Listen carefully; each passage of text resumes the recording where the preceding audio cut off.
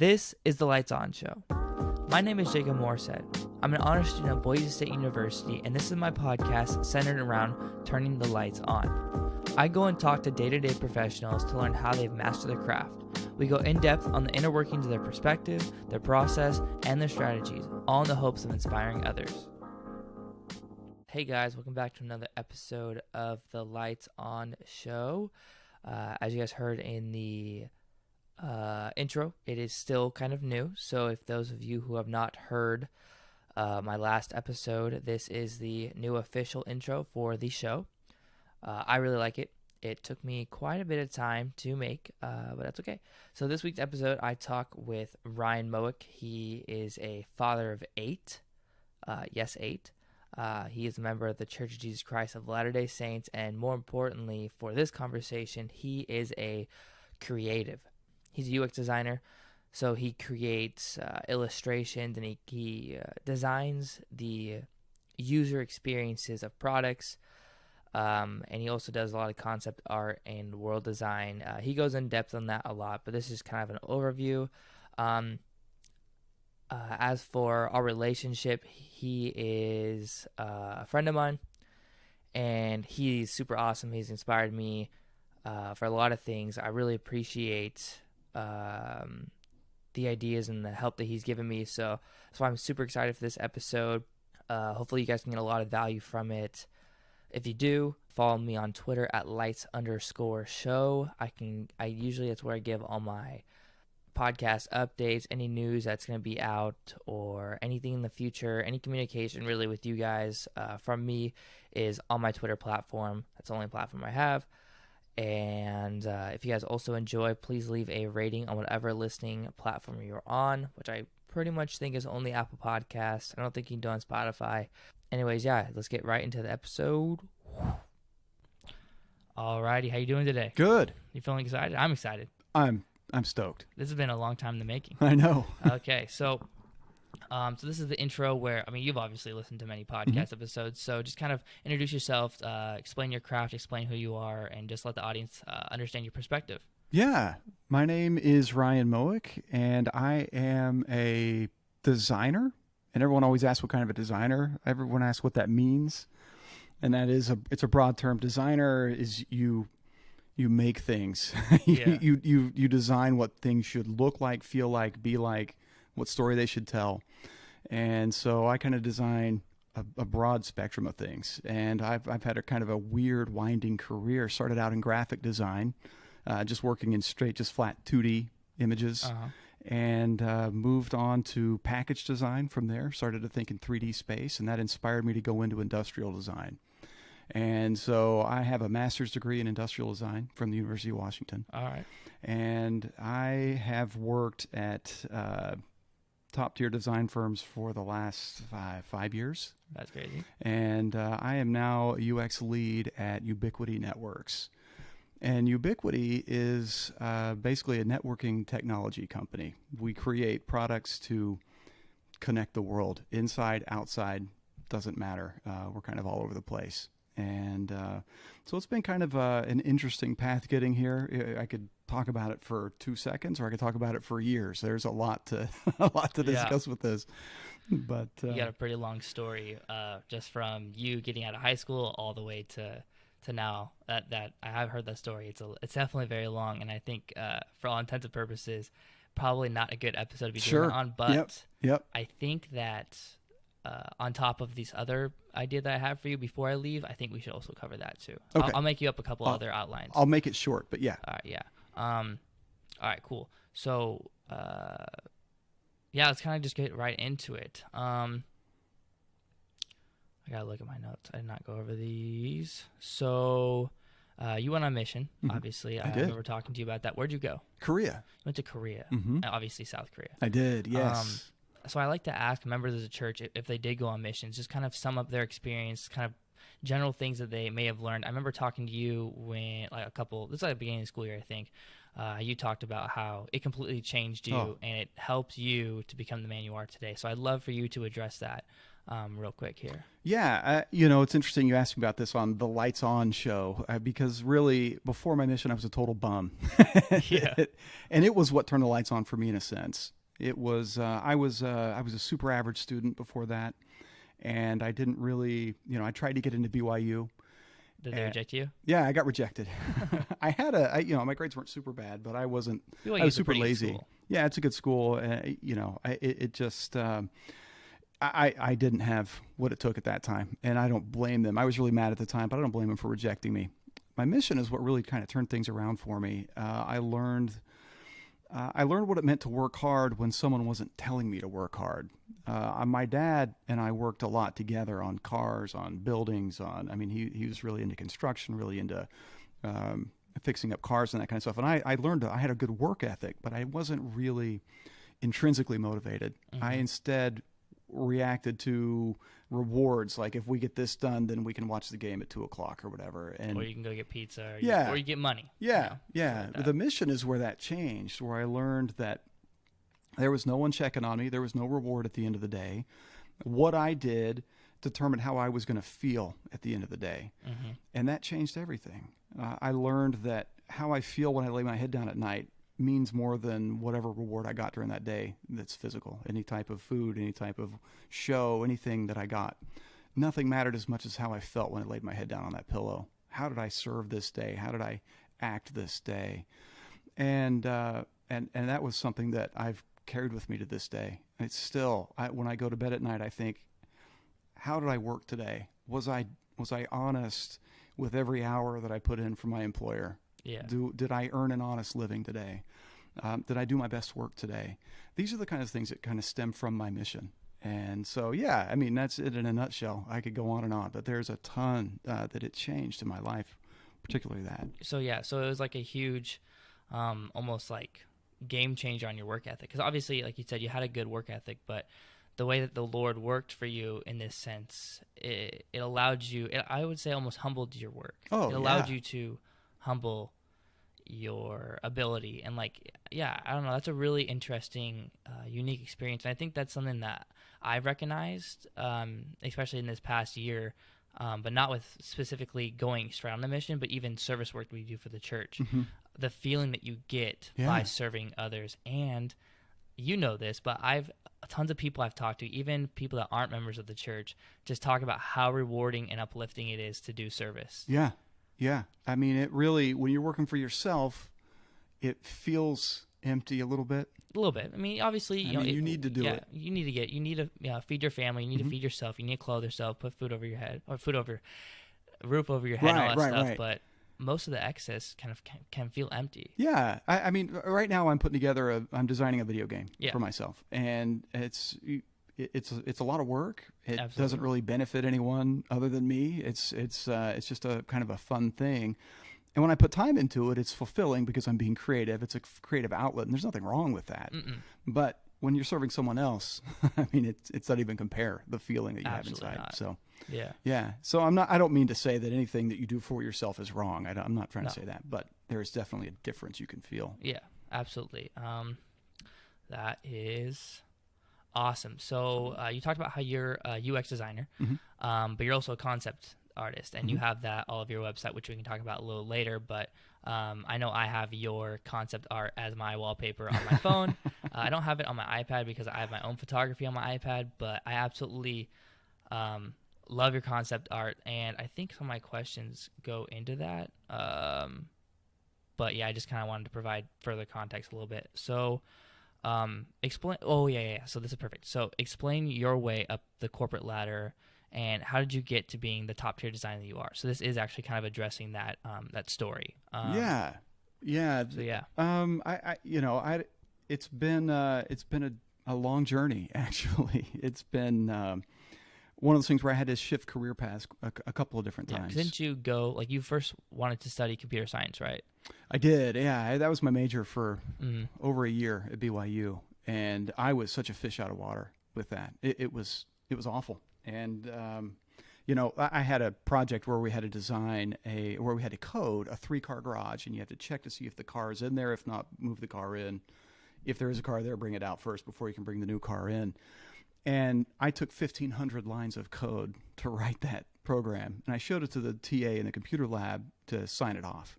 And he just belly laughs at this thing. And he pulls out the answer sheet out of his back pocket, and it's 8 lines. 8? And I had done, and because he had done it in an object-oriented way, which is totally foreign to the way that I was thinking at the time. I'd done it totally procedurally, meaning if this, then that, if this, then that, if this, and it took 1,500 lines, and it was a nightmare. It took me forever to code, and it should have been super simple. Anyway, my mind just didn't work that way, and I'm like, I'm out of here. I had to retake a couple classes a couple times because it was pretty brutal for me.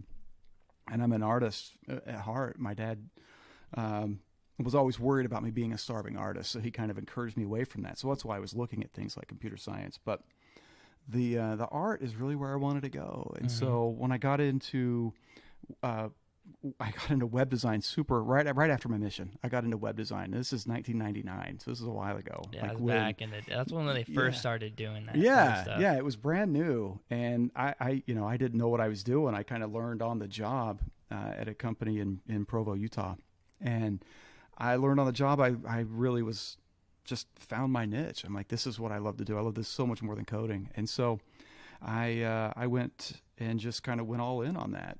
And studied animation at BYU, and went out and created my own company. I had 4 different companies actually. Did an ad agency. 4 different companies. Yeah, I've done 4 different startups, but one was an ad agency. That I started up, and then in 2007 I started up my own. Actually, 2006 I started up my own design firm, and then I ran that until 2012, when I decided to go back to school and get my master's.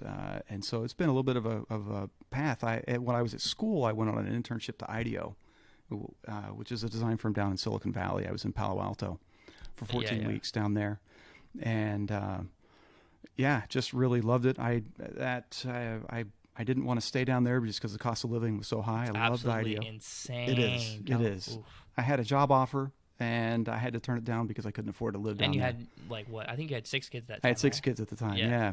So I got a job doing a very similar thing in Seattle at a company called Artifact. Yeah. It's kind of like IDEO North in a sense. IDEO Light, you could say. Yeah. And it was, I was there for about 3 years. Very, very interesting experience. Worked on all different kinds of products over there. Worked on everything from injected connected pens for insulin, like insulin injecting pens. So you like design the concepts? Yeah. So we would design the user experience behind those things. So it would be like, what does the product look like, and what does it feel like to use this product? And so we would design. You kind of design step by step by step by step, and then everything that goes along with each step. So there's screens that go along there. There's products, hard surface objects that go along with that. There are user reactions and experiences that go along with each step of the user journey. Okay. And so you just work through all those different steps to come up with the ideal user experience flow or journey. And so we just at Artifact and IDEO just did that with all different types of products. I worked on a lot of augmented reality projects. Mixed reality, so like headsets where things live in the real world, and so almost like VR, but like downgraded. Like it's VR in the sense I did work on some VR projects too, but AR is where you can still see the world. Yeah. And it overlays on top of the real world. Yeah. You haven't talked about how you got into the job you're at now. Oh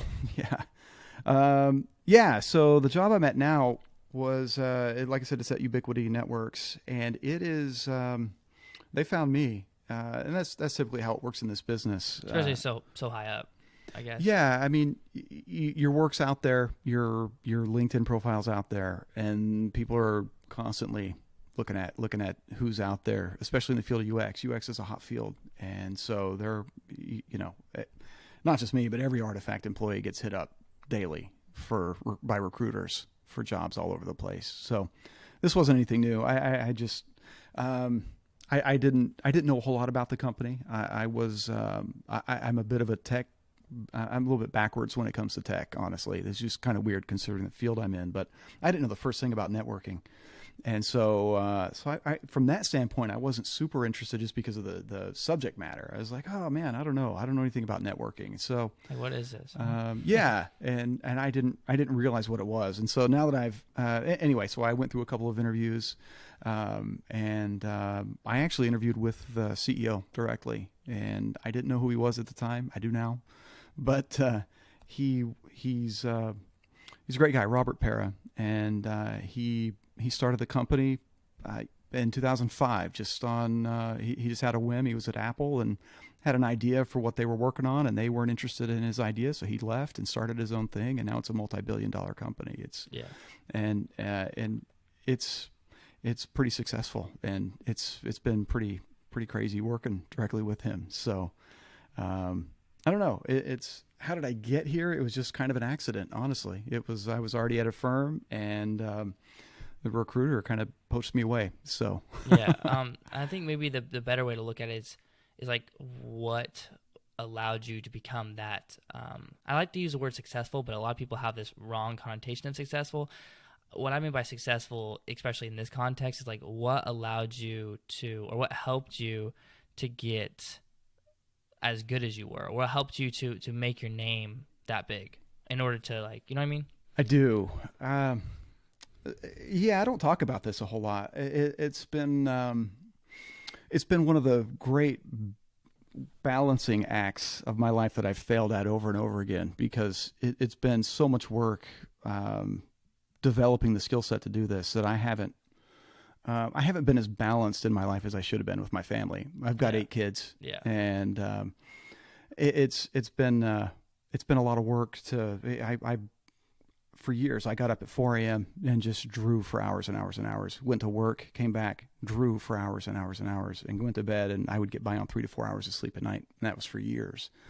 That's terrible. Yeah, for multiple years doing that. And that was often while I was working full time at pretty much everywhere. I've been doing that for close to 15 years. So, and I still kind of do it a little bit.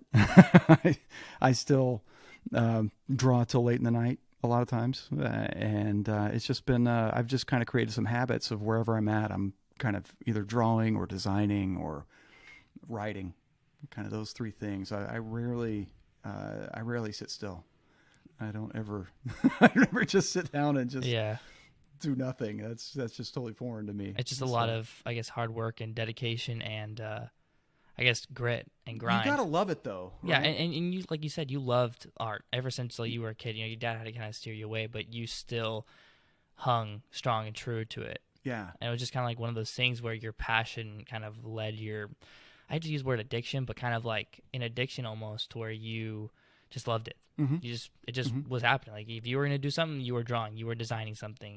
It's fun for you. It doesn't seem like work so much. It's not work. No, I can get lost in it. And my wife helps me not get too lost in it a lot of times. She's very good about that. But well, absolutely. Yeah, it's because it is so enjoyable. And so that's the thing. I mean, if I didn't enjoy this, I'd find something else. So, you know, I mean, and like we talked about, you did experience that and you did do what you had to do. Mm-hmm. So I know you work from home. Mm-hmm. How did you get that? I think a lot of people, I mean, I know I don't really like to work from home. I like that's why I want to get a laptop so bad. That's why I'm so excited to get my MacBooks, because I'll be able to be mobile. I'll be able to, I won't have to be confined to my desktop.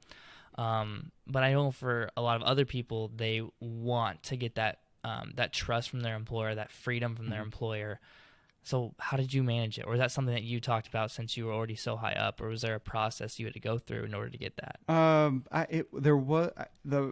It was offered to me, honestly. I didn't seek it out. Of course, I've been commuting to Seattle for years. Which is terrible. I lived in, Kent, Des Moines area of Washington for a long time. Yeah.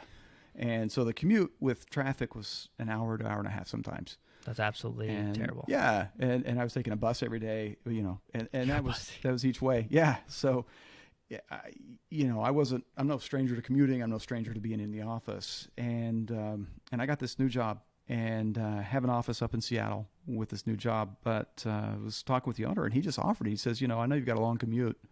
I'm open to you working from home if you're interested.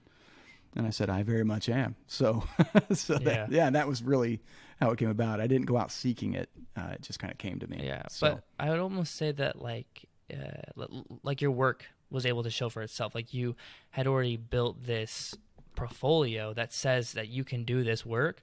And if you have that trust with, especially with the CEO or whoever your boss is, you can basically like, that just shows for yourself. Like you have the trust to get your work done no matter what. Like it doesn't matter if you're at home or you're at the office. And especially since your employer, I feel like was so like, not only did they recruit you, but they understood your commute, and that commute is a waste of your time, and your time is valuable to them. Mm-hmm. But the offer didn't come right away, though. Well, yeah. It was, I had to earn the trust. You've always got to earn it. And so I had to earn it. I was working for about 2 or 3 months before he offered that. Okay. So, and, I had been trying to just kill it, just being super self-motivated. He's one that really rewards initiative. And so I tried to show that, and hopefully I earned some trust. I don't know. I mean, I would say so if you're letting your guy works from home. Yeah, I hope so. He's great. He's really great to work for. So that's really awesome. Yeah. So this is specifically about creating stuff, but how do you take burnout? Like, especially when you're creating the same stuff over and over and over again. People experience it with their studies when they're like doctors that, they studied medicine for 4 years, like straight, super hardcore grind. Even me right now, I'm starting to get into my computer science and into cinematography and even this podcast. So I want to try to like prepare myself for that. And obviously whoever's listening, prepare them for that. But especially since you're such a seasoned creative, how do you deal with the burnout? Or do you experience burnout first? You've never experienced I don't burnout? really get burned out, no. Really? No, I've got so many irons in the fire. It's hard to get burned out because I'm constantly doing stuff. So, with the kids, it's always something new each day with my kids. Yeah. It's always something new each day with my work. It's always something new each day with my the video game that I'm doing. Not that I work on that every day. Well, yeah, but I get probably 2 to 4 hours a week on my own video game. It's pretty small. I've got at church, I work with the young men at the church, and that's quite a few hours a week, every week. So there's just a lot going on that I don't. It's like I never feel like I get enough time with each piece anyway. Okay. So yeah, I don't get burned out, but I have been burned out with school and stuff before, Okay. and those are the times you just got to step away, and I will. Even if you've got deadlines, I'll let not now, but like in school, I would let deadlines just slip just if I was totally burned out. If you needed it. Sometimes it's almost better to allow that. It's like it's better to recover than to overburn. Yeah. It takes longer to recover if you overburn. Yeah. So, yeah, I mean, if it's a super critical deadline, obviously you got to push through. But like a homework assignment, if it's really being, yeah, you got to step away and do something totally different. And I think that's the key now is that I'm constantly stepping away and doing something different so I never get burned out. So maybe instead of how to fix, then I think you answered how to fix burnout right there. Yeah. Just understanding how to juggle things to keep yourself always interested. Like not only podcasting, maybe, like I said, getting into photography or starting the videography or doing service or, going on, like I plan on going on a mission after my first year of school. That's a huge break from school, personal projects, all that stuff. And maybe at that time, right before I leave for a mission, I'll be experiencing burnout, but I'll have that whole 2-year recovery and that discipline, like that life-changing event. So I will be pretty mentally like killing it. Yeah, for sure. No, that'll be great. That's pretty sweet. So, you are very self-driven. I don't know if you probably have addressed this, but we could probably, I guess, word it a little better. But you're obviously, like you said, you're very self-driven. What kind of keeps you self-driven? What keeps you, because like you said, what keeps you driven when you're doing service work is that feeling of doing good for others. So what keeps you motivated when you're doing yourself? Like what keeps you motivated when you're doing your game or like your concept art? Like what keeps you flowing? Years ago, when I had my own design firm, I had a client. It was just a great client. In fact, it was so great. It was pretty much my exclusive client for 14 months. because you it put was all your energy so, in them. yeah, it was so, it was such a huge project. It was all me and my firm could handle. So that was it. And, it was supposed to, we had planned for multiple years. I think at least 3 years. We had a 3-year plan with this client. And then on New Year's Eve of 2010, I got an email saying, or 2009, the email from the client saying the project suddenly dried up. His funding suddenly dried up unexpectedly. And, whoa, it jolted me. It jolted me in the firm. And it had been kind of the first moment I'd felt myself take my foot off the gas. And I was just like, I'm just going to lean into this project. I'm not going to worry about anything else. I'm going to kind of enjoy life and do all that. And then right when that happened, boom, I got the rug pulled out from underneath me.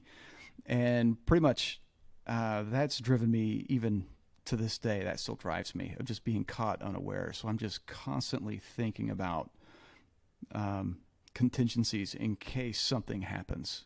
I'm talking from a creative standpoint. Like if something were to happen with my job, I'm constantly working to make sure I've got something backed up. Yeah, it's like a game. Like if your UX design job tanks, then you can just replace that with your game, and then or just like example or something like that. Whatever else you may have lined up. But or things lined up to show potential clients and that kind of thing. So so that kind of drives me. It's just kind of this fear of failure, this fear of being caught unready, unprepared for the work to dry up. Really, that's what drives me, honestly. If I didn't have that fear, I would definitely take my foot off the gas, I think. But there's a love of creation and that kind of thing, and that would motivate me to do a little bit. I wouldn't do nearly to the extent that I do right now. I want to talk about that more specifically because I think in the scriptures it talks about like fear God, but yes, it says fear God, but it also wants us to understand that we need to love. Like we shouldn't just follow his teaching because we fear him, but because we love him. So kind of relating that to you talking about that specifically, like you talk about the fear is driving you, but maybe that, I'm not saying that's unhealthy, but that's not the healthiest thing to be doing because obviously, like you said, changing what you wanted, like if you don't like something, change it, like with your job or whatever like that. But like kind of what's the balance between fearing something and then doing something? Does that kind of make sense? Totally makes sense. Yeah. So I believe that God has power to give me anything he wants. Okay. If he wanted me to be a multi-billionaire right now, he would. He can do that. But he doesn't do that because it's like when you have children, you don't just give them everything right off the bat. No. Children and we are his children. We are his children, right? Absolutely. So I've got my own children. If I were just to give them everything, they'd be the biggest brats in the world. Yeah. Instead, I try to make them work for things and earn it because they become stronger through doing that. God does the same thing with us. And he has us work for the things that we want, and then he will choose whether to honor that work and grant the blessing, or he'll continue to withhold it. It's up to him. My job is to just do my best, and just so I can go to God and say, I've done my best. I have been diligent. I did not waste any time. I've tried my best to do this. Will you please help me? Yeah. That's really what I mean by fear. It's that fear of me not doing enough. It's me not doing my part. Yep. Because it's all in God's hands. But he does allow me to grow and wants me to work. He wants me to learn diligence. So that's what I'm trying to do. I'm just trying to follow him and just be the best that I can be at everything that he's put within my sphere of influence. So it's the same thing with my calling at church with the youth, where I've got to be able to, if I want blessings for the youth, because I'm often thinking about individual youth, and I'm praying for them by name, and I'm thinking about this, and I have to be able to go before him and say, I've done all I can here. Can you help me with the rest? Yeah. And so it's good. It's just, there's no separation between church and state really for me. Yeah, for sure. And I talk about that a lot on the podcast, obviously. Well, at least I talked about it with Maverick. The analogy of church and life are basically the same. There's no difference. The rules, the concepts, the morals, like they are applicable to everything and just flow. Yeah. It's awesome. Yeah. How can people get started being a creative? And maybe, well, I think specifically, how can we get started becoming maybe a UX designer, maybe being a concept artist? Like steps maybe do you have that people who are interested in drawing, what can they do to like test out the waters and see if they actually want to go into it, like major in it, or so they don't have to do what you did and be like, I hate computer science, let me get out of here, because that just wastes like a bunch of classes. Totally. Like you said. This is something I've been thinking a lot about lately, because you almost get one chance. Yeah, it kind of sucks. And if you miss it, well, good luck trying to make that up. And it's a challenge. There's a lot of people who started doing what I'm doing now, 15 years before I did, and they're further ahead in the game a lot of times because they've been at it for over a decade longer than I have. Yeah. So there is always that challenge. Really, you've got to identify what you love and just go with it, I think. That could be the worst advice ever, but I feel like you've got to identify what you love and just do it. Just go for it. Yeah. I think you've just got to put your all into it. I mean, really identify it. And you said, how do you become a creative? I don't know that you become a creative. Well, yeah, but like how? I think you're born that way. Well, yeah, but like how do we step into it from a career perspective? Yeah. Okay, so that's different. Yeah, so that's a good question. If you self-identified as a creative, if you have that need, that passion to create things and make things, either work well or look beautiful or whatever it is, honestly, I think, they say the portfolio is what matters. I think connections are what matter. They matter more than the portfolio. Portfolio helps you build connections sometimes, but I think school helps you build better connections. And I would suggest going to school for it, honestly. And most people don't say that anymore. People say, oh, it's just portfolio. But like you can just learn out in the field, or you can go do photo shoots. Like if you want to be a photography, a lot of people, I think this is a good start, but like if you take it out of context, it's bad. But like a lot of students will be like, yeah, I just take free photos over the summer to build up my portfolio. And then some people may still go to school to do that, but then some may just call that good. And I definitely see what you're talking about. And maybe that's not the best way, because when you do go to school and you have that portfolio like low key already pre-built, it's just like a continual jump start. But if you don't go to school, it's so much harder, I would feel like. There are people who just get into the creative fields with just a portfolio. I don't want to act like they aren't there. There's actually a lot of them, but the more tried and tested route is to go to school, make connections, go on internships, and kill it at your internship. Yeah, kill the game. Yeah, and just work as hard as you can from that foundation, and then I think, as long as you're good at it, you're going to be fine. Yeah, I think that's a lot better word that you use, the foundation. Like the foundation that college sets, or that furthering education, wherever, even if it's a technical school or whatever, I think that's a way better foundation. I love that word. Because it's like the parable. If you build your house upon a rock, it'll stay strong. But if you build it upon the sand, the waves can crash it down. And sometimes if you do build on sand, the waves won't come and you'll be fine. Yeah. But if it does, it's just a lot stronger and a lot better to have it, set that college one. And then, like you said, you can go on internships and you can have so many opportunities. Like I'm excited to be able to be given opportunities to go do computer science internships, like in Salt Lake or even some in Boise. And even like talking to my roommates, two of my roommates are computer science majors. Wait, I don't know if the other one is. Oh no, the other one's like engineering, but we're all part of STEM. So like for me, I think it'd be so helpful to be able to communicate with all of them. Math problems, all of our Gen Ed classes are going to be roughly the same. They're going to be really heavily math focused. We're all going to hate English probably. Yeah. But that's so much better than me trying to just solo it. Yeah. I could never imagine having to do that by myself. Like I feel like that'd be a lot harder. Yeah. No, if you've identified computer science as the thing, then that is the way to do it, I think. Exactly. I mean, you're doing it even to the point of your roommates, which is great. Just surround yourself with those people, because your roommates are going to go get jobs. Yeah. And if you connect with them, then they're going to be great connections for you for the rest of your life. Not that you want to be friends so that you can have connections, but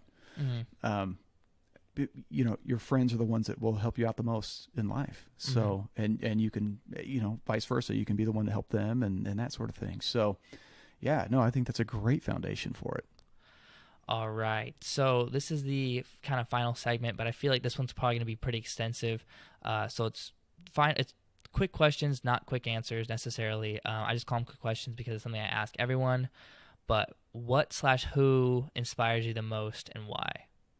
Like what has helped to inspire? What inspires me the most? Or who? It could also be who, or it could be both. You're talking about professionally? Anything. Oh, well, I mean, my wife, of course.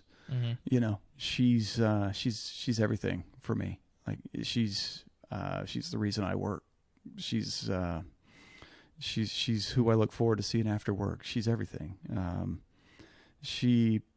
I try to be better because of her. Yeah. So she's kind of everything from that standpoint. From a professional standpoint, there's some really, really great designers out there. One of my mentors that I really loved working with was Danny Stillion at IDEO, and he is one of the most creative and insightful people I've ever worked with. He was super broad ranged in terms of his expertise. Like he had a background in different design, but he was able to. One time I was doing some illustrations for a project we were working on, and he was like, that would look better if you splash a little bit of really vibrant. It was a super desaturated image I was painting, and he was like, that would look really good if you just splash some really vibrant color just randomly in there. And I thought, well, that's crazy. And I said, well, I'll just listen to you, whatever. I'll just try it. And it just made the image pop off the screen. It changed the way that I paint. And he's not a painter. Yeah. But he just had that way of kind of seeing across beyond his own expertise. He was just really, really great. So yeah, I mean, I could list off a ton of people, but, all right. So then maybe from that guy you're talking about, what have you learned from him? Well, like I said, I learned how to paint, yeah, which was interesting. I also learned how to manage a project. When I first got there, we were working on a project for a car company, and it was going to be. I'm trying to think how much I can say. It was going to be a future of project for a big car company. Okay. And so he and I just kind of worked on it together, and he was super hands off in a way that he trusted me to just see what I could do, when to kind of intervene's the wrong word. Well, he would know right when to kind of come alive. Yeah, no, he wasn't even hands on really. He was super hands off. He just knew the right way to kind of say, I like this. Maybe we could say this. What do you think about this? He was very collaborative, I guess is the best way to say it. He was, he just showed how to be super in control without being overly controlling. Yeah. So yeah, he was fantastic like that. I worked with someone like that at Artifact as well, Marcus Wierzok. He was almost the same way, just really kind of hands-on but hands-off in a way. So what kind of sounds like to me is that they were able to show you like a better way of looking at stuff. Yeah. Like help you to like pinpoint things and like make you think more. Mm-hmm. And able to suggest things without making you. They were able to suggest things to make it think it was your idea. Oh, that's pretty. It was a perfect. gift. Yeah. So they were. I was really blessed to work with them. There's a ton of people. Some artists I really love as well. Just there's a lot of really great people out there, and I'm just grateful there's a lot of work out there. Yeah, there's some really great people. So all the work could be taken up. Yeah, no, absolutely. I think that's so important to be able to, like you said, network with those people, but not only network, but to find the happiness in it and like to always be optimistic and just be able to not only like, first off, not even be jealous of them, like to be excited for them, to be excited to be working with them, even if they might be competition. It's the idea of putting down your ego and just embracing the good that can be offered, which is awesome. That's absolutely awesome. It's a huge thing in order to be happy or to find peace in mind and not be overly stressed about stupid stuff. Yeah. Absolutely. So I know you have a website. I'd love to talk about the structure that you have because obviously I think part of being a creative is building that portfolio.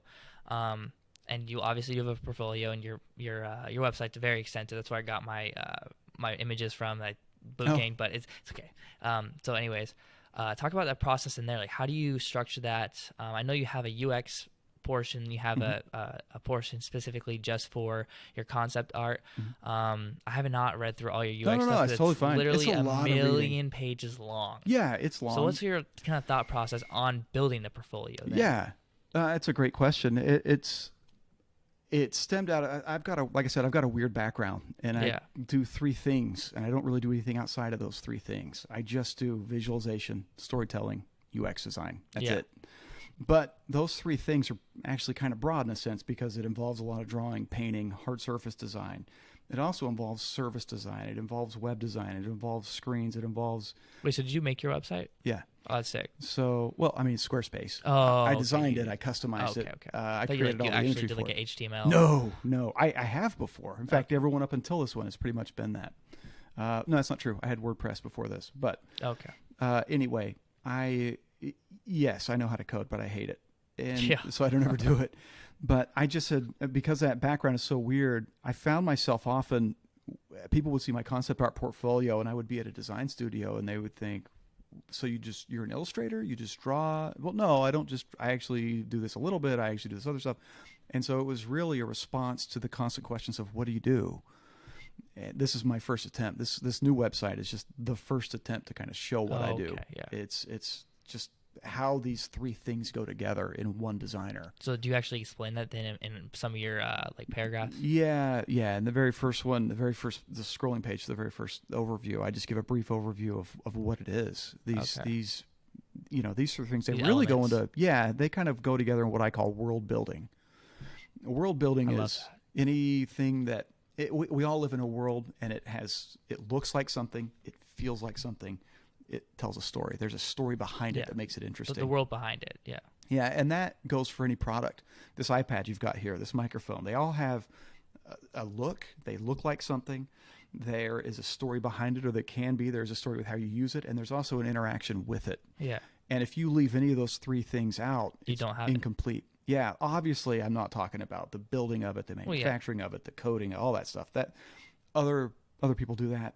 It's necessary. I'm not trying to say that stuff isn't necessary, but in terms of the conceptualization from the beginning, you've got to have those three things. You've got to know what it looks like, what is its story, and what does it feel like to work with it. It's almost like the user experience of it. Yeah.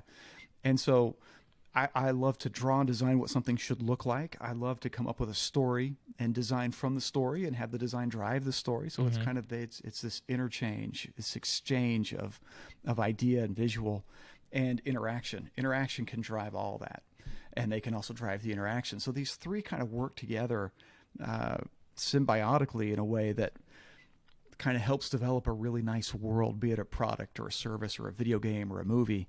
Any of those things, they all need world building. And so really that's essentially what I do. I call that design process panoptic design. Okay. And so I call myself a panoptic designer. And it's just one of those things that it's kind of broad, but it also is very technical in a lot of ways. Like the drawing, the painting, that kind of thing is very technical. It's been a lot of work developing that. But on more the portfolio side, what advice do you have in order building? So just from hearing that conversation, it's almost like you're saying you take what you're good at, right? But you don't just want to slap it in front of whoever's looking at it, because the reader or the viewer obviously cannot think the way you are thinking because they're not you. Right. And like you said, you had the three examples, and to you, that's world building. So you explain that. You allow and you show it. So you show off your three different skills, but you try to combine them, and you try to definitely show the bigger picture of you. So for building a portfolio, would you recommend that strategy of taking what you have, and yes, they may be different, but thinking of a way and designing a way to figure out how to bring them together to show what the portfolio should look like and what you are, whoever's doing it, whatever, but like to show that person off. Yeah. You've just got to tell your story, whatever that is. This is my story. Yeah. I'm a panoptic designer. What does that mean? Well, this is what it means. I show that. If you show everything. Yeah. If I only did one of these things, if I was only a concept artist, like if I only drew pictures, I might be able to get away with a site that just showed my art and didn't need any words or anything. I could probably do that. But there's a lot more going on here that story needs to be told. So yeah, I mean, it's a form follows function type website. Really, it's I need this thing. What what can get me, what can tell this story, and this site kind of emerged from that. That's pretty sweet. Yeah. By the way, this is not sponsored by Squarespace. No. There's a whole bunch of podcasts that are sponsored by Squarespace. Yeah. It's not sponsored.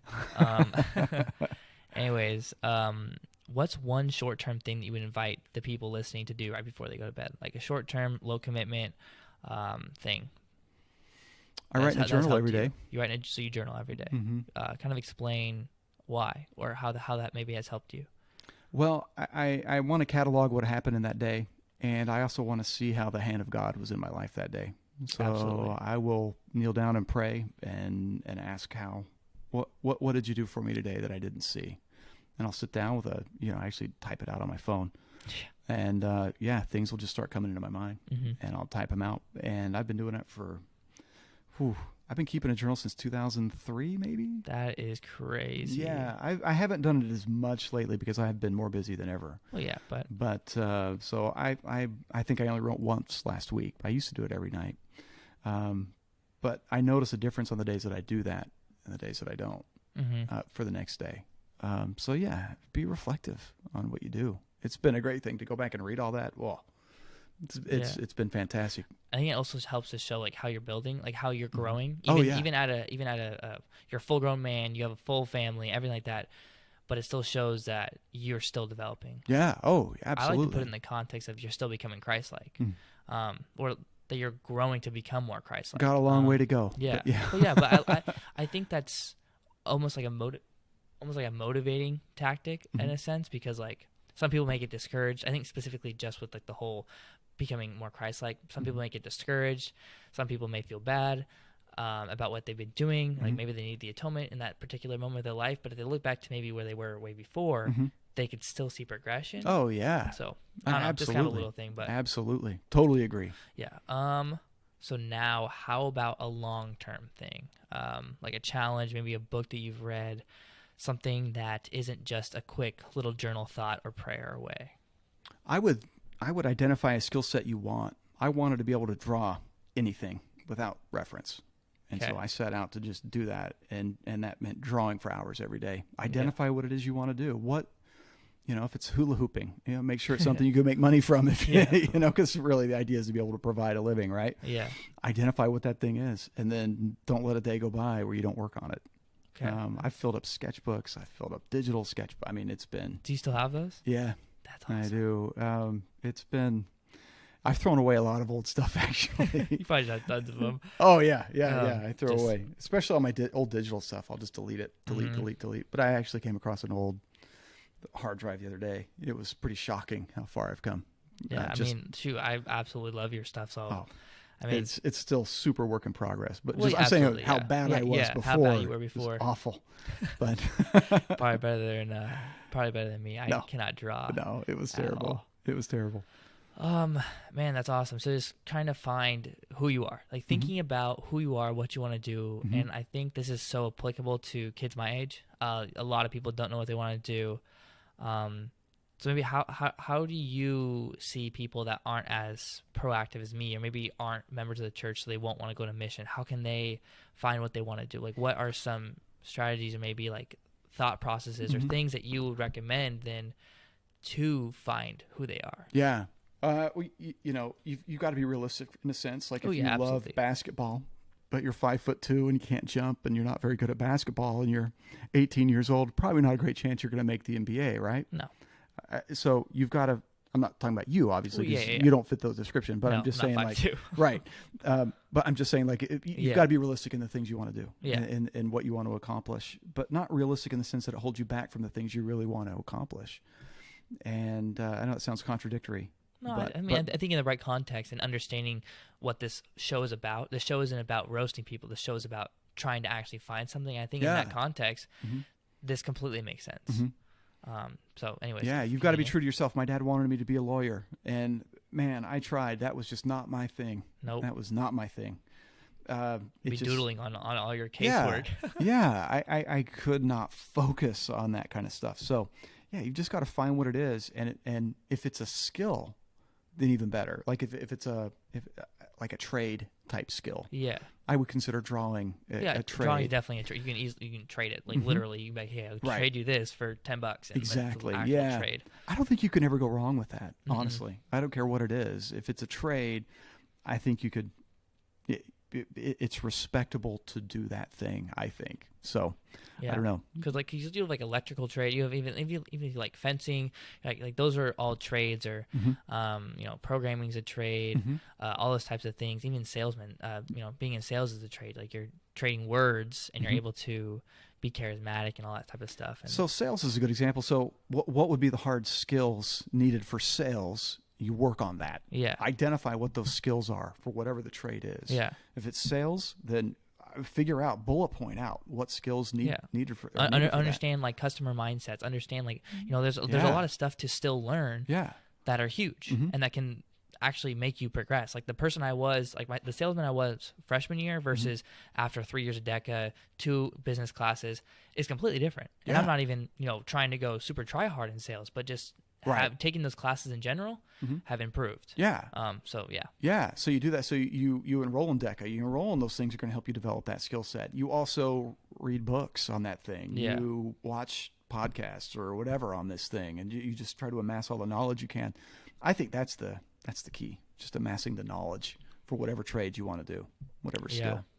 And I would also say if you can't find one, just try stuff out. Try if you maybe are stuck between sales, or maybe you want to be an artist, maybe you want to do it, maybe like try watching a couple of YouTube videos about sales, maybe try being like a stupid little sales clerk at like Big Five or something like that, and then go try drawing, or try watching some tutorials, maybe try out for a month or two, like do like these I love months. Like I did like my cold water challenge for a whole month. Like do these segmented months that you commit yourself and you just test it out, and if you like it, take it.